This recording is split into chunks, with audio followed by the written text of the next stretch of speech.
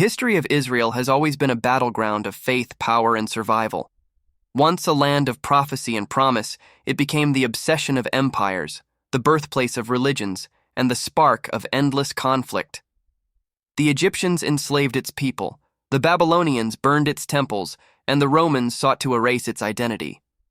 Yet no conqueror could truly claim it. Revolts shattered empires, exiles fueled resilience, and generations fought to reclaim what was lost. But with each victory came new enemies, and with each rebirth, new struggles. But what happened next in the history of Israel? To understand the wars, the faith, and the unbreakable will of its people, we must go back to the very beginning. The story starts on the eastern coast of the Mediterranean Sea, known as the Levant, more specifically in Canaan. Bordered by the Mediterranean Sea and the Jordan River in the east, Canaan has left a lasting legacy on today's world since it is settled at a crossroads of civilizations. On the west, the sea connected it with Europe. On the south, there was the Arabian Peninsula. On the east, there was Mesopotamia, and on the north, Canaan was connected with the old civilizations in Anatolia and the Caucasus region. And that crossroad could lead on many sides. Phoenicians became skillful traders who gifted the world with a phonetic language known as the alphabet that is still used today. During the late Paleolithic and early Neolithic periods, life flourished in this part of the world. With a lot of fertile plains, highlands, and most importantly, coastal access, it was natural that the prehistoric people would settle in Canaan. The main center and one of the earliest continuously inhabited cities in the world was Jericho in the valley of the Jordan River. Archaeological discoveries show that people living in Jericho even had defensive walls and towers. Almost 11 millennia old, Jericho still exists today, which makes it one of the oldest continuously inhabited cities in the world. During these millenniums, many different tribes lived in these lands, but the emergence of Canaanites in the 3rd millennium BC changed everything. Very soon, these Semitic people founded city-states, and trading began to flourish. Their states, including Jericho, Megiddo, and others, communicated with Mesopotamian states in Egypt. Being the crossroads of these civilizations, these Canaanite states accepted some foreign cultural customs, but also spread theirs. And the ancient Canaanites also worshipped multiple deities like their neighbors in Egypt. But in this crossroad that was destined to become the Holy Land, something soon changed. And the stories of the founding of the world's first monotheistic religion. These stories cross the thin line between ancient history and mythology, mystifying even more the origins of Judaism. It all started with Abraham, a man born of the Chaldees in Mesopotamia. The myth further says that he received a message from God to travel to Canaan and spread God's word. Abraham left the safety of his father's home, and he was promised that the land of Canaan would become his and his family's along with God's blessing. His journey was full of obstacles like weather conditions and long wandering through inhospitable lands. Stories of his adventures are incoherent, and some even state that he visited Egypt. Jacob later had 12 sons who became the founding fathers of 12 tribes of Israel. Jacob also introduced the name Israel, but circumstances like the 7-year famine, and especially finding his son Joseph, made him relocate to Egypt, where he was greeted by the Pharaoh himself.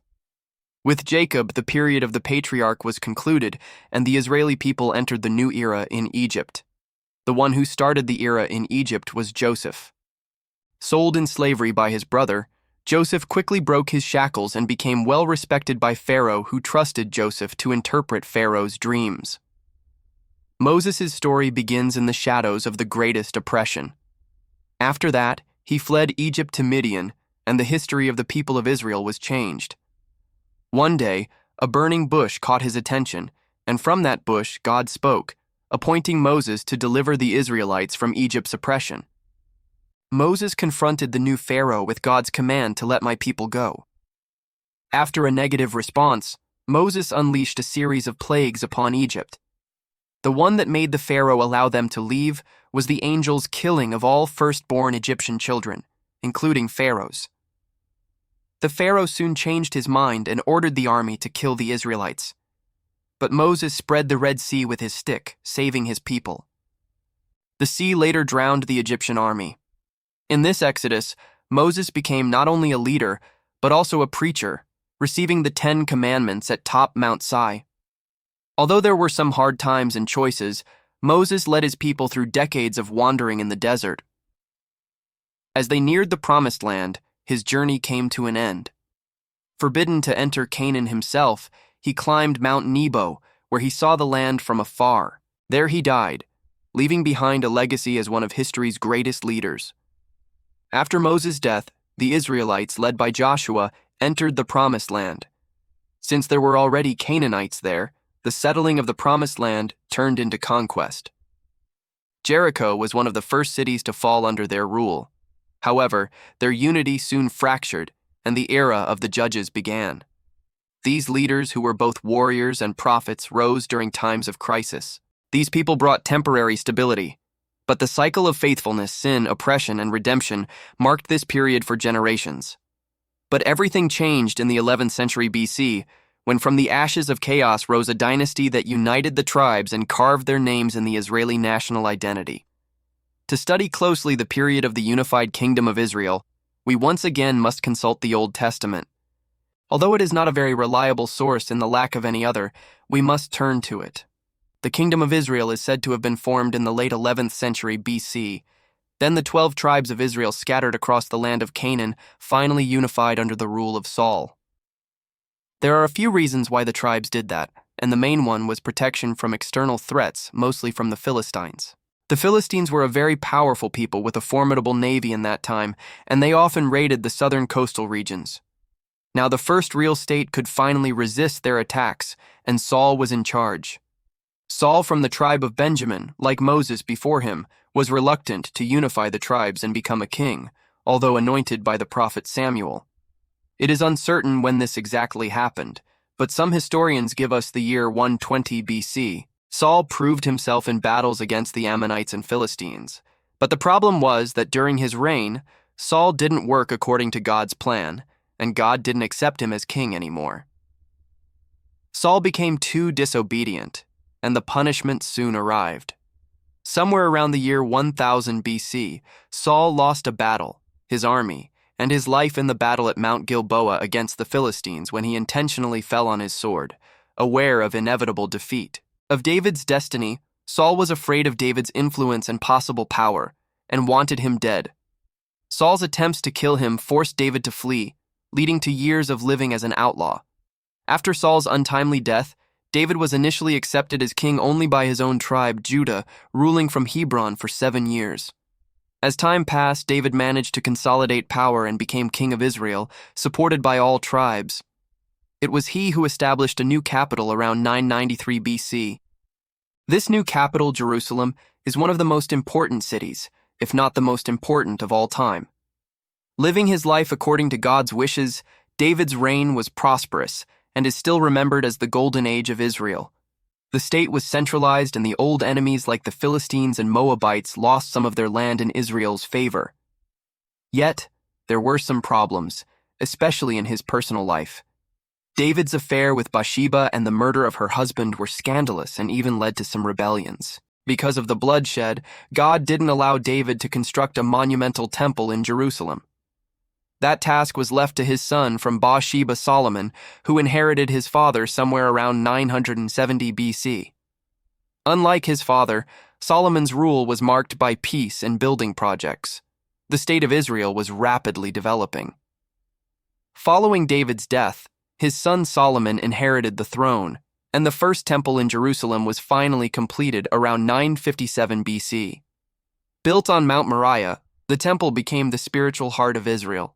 Almost immediately after the construction was finished, the temple became home to the Ark of the Covenant. The luxury of the temple clearly showed how wealthy Solomon and Israel had become. Still, by the end of his rule, Solomon wasn't universally loved anymore. Heavy taxation needed to finance his projects turned the people against Solomon, and forced labor on these projects made them hate their king. He wasn't one of them anymore. He became distant. Also, many foreigners moved to Israel, and Solomon declared religious tolerance, which was one more thing the Israelites didn't like. An already unhappy kingdom completely fragmented after Solomon's death because his son Rehoboam refused to reduce taxes and forced labor. Although there were not many projects anymore, this led to open mutiny and 10 northern tribes formed the Kingdom of Israel, with Jeroboam as the king, while Rehoboam retained control over Judah in the south. These two kingdoms of the same people became rivals, though both much weaker than a once united nation. Soon both kingdoms became prey for powerful empires in their neighborhood. In 722 BC, the Kingdom of Israel fell to the Assyrian Empire after a 3-year siege. People were forcibly deported and scattered across the empire. Today they are known as the Lost Tribes of Israel, and their fate is still unknown. The southern kingdom survived the Assyrian Empire, but in 586 BC, the Babylonian Empire conquered Jerusalem. The Babylonians burned the city, destroyed the first temple, and exiled many important figures to Babylon. This loss of independence and another period of exile really represented a challenge for the Israelite people and their faith. However, the Jewish community in exile stuck to their faith and continued practicing their traditions only without the temple. There were even new prophets like Ezekiel and Jeremiah. Returning to the homeland was the dream they achieved in 539 BC after almost 50 years of exile. The one who saved them was another conqueror. Only this time it was the Persian ruler who conquered Babylon. They came back home, but their world was forever changed, and the Israelite people needed to come to terms with that. For the Jewish people, the Persian conquest of Babylon was actually a liberation. The moment the Persian king Cyrus the Great entered Babylon meant the world for all the people forcibly exiled into Babylon, including Jews. Interestingly, even the Babylonian elite had little problems with foreign rule. For Israelis, it was a return to their old ways of faith. Words of prophets Ezekiel and Jeremiah turned out to be true. They promised that their suffering would end and that a return to Zion was just around the corner. Cyrus the Great proclaimed tolerance, and he allowed the Jews returning from exile to rebuild their temple. Among those who journeyed back was Zerubbabel, a descendant of the Davidic line who took up the leadership in the formidable task of rebuilding the temple. Imagine the scene. Caravans winding their way through deserts and valleys, carrying not only supplies, but also the hopes and prayers of scattered people. The challenges were difficult to overcome, similar to those when the Jewish people first arrived. Hostility from neighboring peoples, resource shortages, and internal doubts. But the vision of a restored Zion was above everything. The Second Temple's construction began in 516 BC. This new temple, though less luxurious than Solomon's, symbolized a new beginning and resilience of the people of Israel. The prophet Haggai spoke passionately to the people, urging them to complete the work despite their hardships. Is it time for you to live in your houses while this house lies in ruins? The return to Zion was not merely physical, as it was deeply spiritual and cultural as well. During this period, the foundation of Judaism as we know it today began to take shape. The Pentateuch or Torah was compiled and canonized, finally giving a written form to the oral traditions that had sustained the Jewish people through exile. During this era, besides the temple that was being built, believers started to construct synagogues as centers for worship and learning. The development of synagogues later proved very important for the survival of Judaism in later centuries. One figure who stands out during this transformative period is Ezra the writer. A scholar and priest, Ezra led a second wave of exiles back to Jerusalem decades after the temple's reconstruction. His mission was clear: to re-establish the laws of Moses as the most important for Jewish life. One of the first things Ezra did when he arrived in Jerusalem was to gather people on the square and read the Torah. These words from the sacred text were a reminder to the people who they were, a renewal of identity. From that moment, the Torah was no longer a distant relic, but a living guide for the community. In that way, during the uncertain times for the temple, Judaism became the fate more turned to the sacred texts rather than to the one special sacred monument. And Ezra still influences the Jewish community because he founded the Great Assembly, where 120 leaders gathered to codify all the Jewish customs.